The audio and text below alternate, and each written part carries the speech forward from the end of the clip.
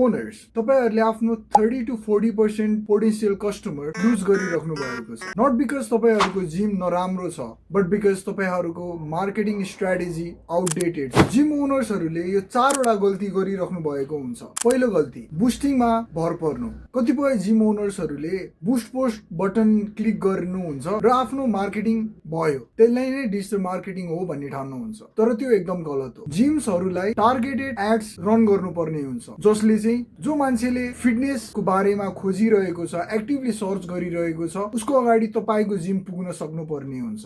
दोस्रो गल्ती, तपाईसँग एउटा प्रपर अफर नहुनु। प्राय नेपाली मार्केटमा हुने अफर भनेको फेस्टिभ सिजन अफर, त्यो 50% अफर, 3 मन्थको सब्सक्रिप्सन लिनु, तपाईलाई यति % अफ हुन्छ। That's all offer in the market going on right now. Offer मात्र एउटा यस्तो चिज हो जुनले चाहिँ तपाईलाई आफ्नो पोटेन्शियल कस्टमर अट्र्याक्ट गर्न सक्नुहुन्छ। जब तपाईको offer strong and full proof हुन्छ, तब तपाईसँग अडियन्स, आफ्नो पोटेन्शियल कस्टमर्स अटोमेटिकली आफै ड्रन हुन्छ। तेस्रो मिस्टेक, नो प्रपर कस्टमर अवतार। कस्टमर अवतार यानी कि आफ्नो पोटेन्शियल क्लाइन्ट्स को डिटेल्स, त्यो तपाईहरुसँग छैन। फेसबुक या सोशल मिडियामा भएको हरेक मान्छे तपाईको कस्टमर हुन सक्दैन। त्यसैले तपाईको बिजनेसलाई आफ्नो कस्टमर अवतार क्रिएट गर्न एकदमै जरुरी छ। र चौथो गल्ती, नो रिटार्गेटिङ एड्स। तपाईको पोटेन्शियल कस्टमरले तपाईको फर्स्ट एड देख्छ, तपाईको साइट भिजिट गर्छ, तपाईको प्राइसिङ हेर्छ, तपाईको सर्भिसेसहरु हेर्छ र ब्याक गएर उ आफ्नै धुनमा स्क्रोल गर्न थाल्छ। अनि व्हाट ह्यापन्स,